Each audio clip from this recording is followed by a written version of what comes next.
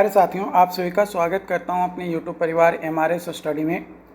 तो डियर, यहाँ पे मैं बात करने वाला हूं बीटेक 5th सेमेस्टर 2021 का पेपर मैकेनिक्स ऑफ मटेरियल का। देखो डियर, 2020 का पेपर का सॉल्यूशंस मैंने आप लोगों को अपने YouTube चैनल पे प्रोवाइड किया है। आप प्लेलिस्ट जाकर चेक कर सकते हो, प्लेलिस्ट में आपको जो है मिल जाएगा। जो भी सब्जेक्ट्स मेरे पास अवेलेबल हो पाए थे 2020 में, उसका जो है मैंने सॉल्यूशन प्रोवाइड किया था। कुछ टॉपिक भी मैंने जो है यूट्यूब पे आपको पढ़ाई है, प्लेलिस्ट जाकर देखो।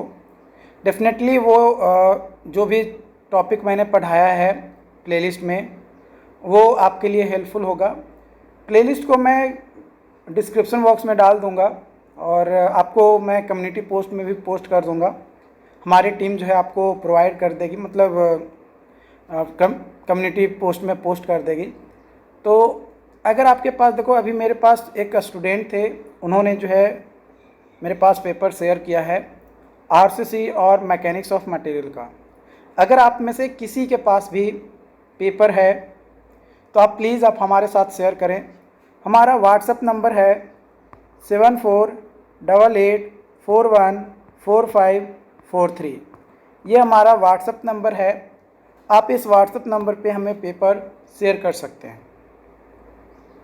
तो पहले क्वेश्चन देख लेते हैं कि किस तरीके का क्वेश्चंस आया था। और देखो, क्वेश्चंस कोई ज़रूरी नहीं है कि हमसे भी पूरा क्वेश्चंस बन ही जाए, बट जितना हमसे बन पाएगा वो मैं आप लोगों के साथ शेयर करूँगा। क्योंकि डियर, मैं कोई टीचर नहीं हूँ, अपने आप को मैं टीचर नहीं मानता हूँ। मैं आपके जैसा ही पढ़ने वाला एक स्टूडेंट हूँ। मुझे भी जो है अपना कॉम्पिटिटिव एग्जामिनेशंस की तैयारी करनी होती है। तो मैं बस टाइम निकाल कर आप लोगों के साथ जो है आप लोगों का हेल्प करने की कोशिश करता हूँ, ताकि इससे क्या होता है कि अगर आप अपनी नॉलेज को दूसरों के साथ शेयर करते हैं तो मैं ये मानता हूँ कि अपनी नॉलेज को और इन्हेंस करने की एक तरीका है, मैं ये सोचता हूँ। तो उसी सोच के साथ आप लोगों के साथ जो है अपना इन्फॉर्मेशन मैं शेयर करता हूँ। जो भी मुझे आता है वो चीज़ें मैं आप लोगों को बताता हूँ। लेकिन याद रखना, कोई भी सब्जेक्ट आपका जो बीटेक यहाँ पे है ना, चाहे बीटेक हो या आप डिप्लोमा से आए होंगे तो डिप्लोमा हो, क्योंकि मैंने डिप्लोमा भी किया है।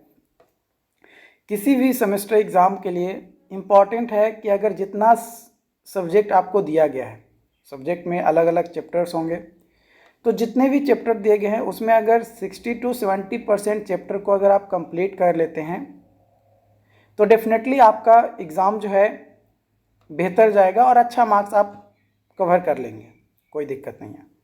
तो वही चीज़ आपको मैकेनिक्स ऑफ मटेरियल में भी करने हैं। कई सारे टॉपिक्स होंगे मैकेनिक्स ऑफ मटेरियल में जो आपने देखा नहीं होगा या नाम नहीं सुना होगा, और आप उस पर क्वेश्चन बना रहे होंगे तो बनेगा नहीं।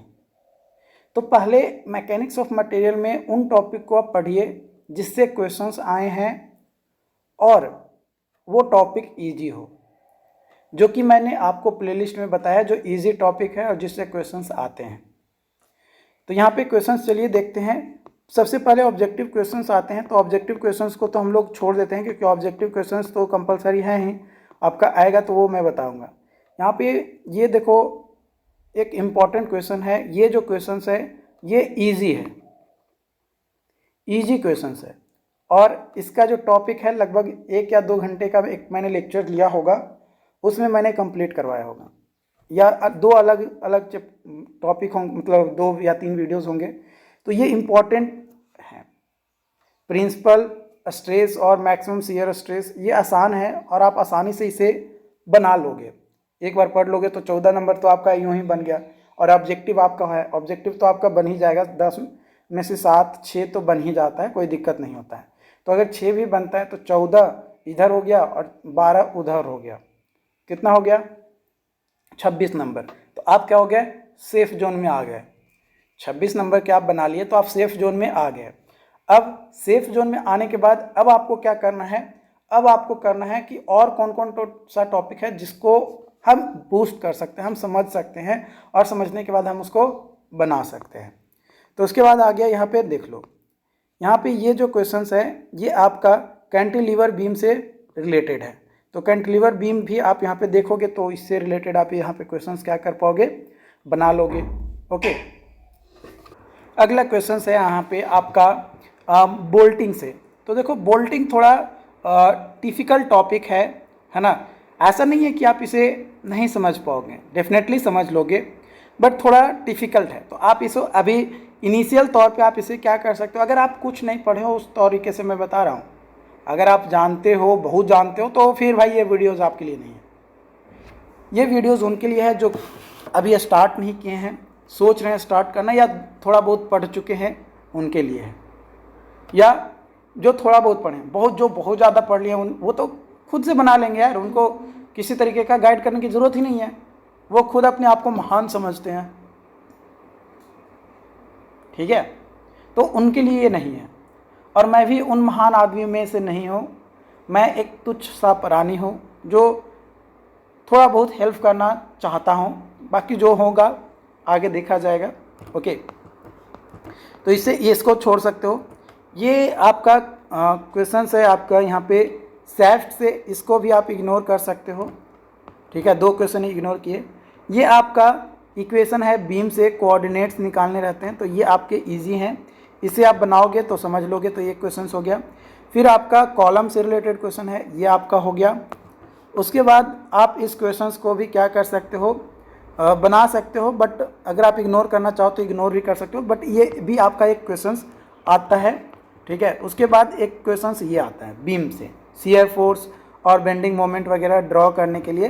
तो ये तो कितने क्वेश्चंस आपको मैंने बताया कि सॉल्व हो जाएगा आपका, अगर आप बेसिक चीज़ें आप पढ़ते हो तो। 1 क्वेश्चंस, 2 क्वेश्चंस, 3 क्वेश्चंस, 4 क्वेश्चन,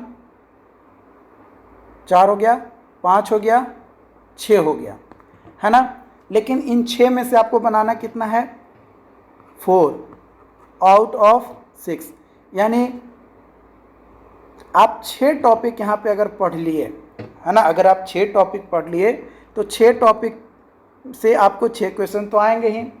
अब उन 6 टॉपिक्स में से 6 क्वेश्चंस आएंगे, और उन 6 क्वेश्चंस में से आपको 4 ही क्वेश्चंस अटेम्प्ट करने हैं, और 1 क्वेश्चन तो ऑब्जेक्टिव है ही कंपलसरी। तब तो फिर कोई दिक्कत ही नहीं है, आप तो पास हो गए। अब पास हो गए तो अब चिल मारो। तो कोई भी एग्ज़ाम पास करने के लिए ना सबसे पहले ज़रूरी है स्ट्रैटेजी। और स्ट्रैटेजी कैसे आएगा, जब आप प्रीवियस ईयर क्वेश्चन देखेंगे, क्वेश्चन देखने के बाद टॉपिक को इवैल्यूएट करेंगे कि कौन कौन टॉपिक आपको आता है, कौन सा टॉपिक अभी नहीं आता है आपको, वो चीज़ें जो है आपको समझना है, ठीक है। देखो यहाँ पे जो मैकेनिक्स ऑफ मटेरियल है ये आपका 3 क्रेडिट का है।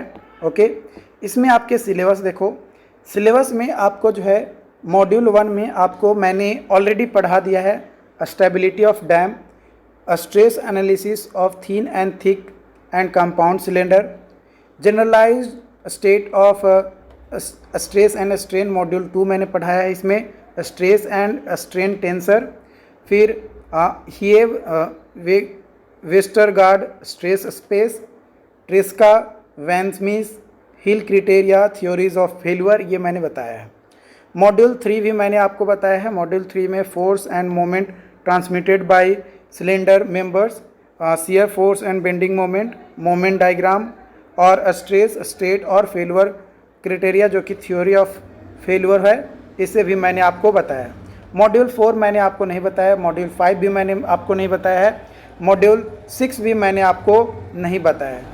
इसके बाद आपको फिर मैंने यहाँ पे मॉड्यूल 9 जो है आपको बताया है, जो मेरा प्लेलिस्ट में है, वो मैं बता रहा हूँ। प्लेलिस्ट में आपको ये चीज़ें जो है अवेलेबल हैं, स्टेबिलिटी ऑफ कॉलम्स, एलर्स, तो मॉड्यूल 9 आपको बताया गया है, और मॉड्यूल 8 का कुछ टॉपिक बताया गया है। तो ये चीज़ें जो है आपको बताया गया है। ओके, आई होप कि ये चीज़ें आपको समझ में आए हो। अगर फिर भी कोई डाउट्स आता है तो ज़रूर बताइएगा। Thank you.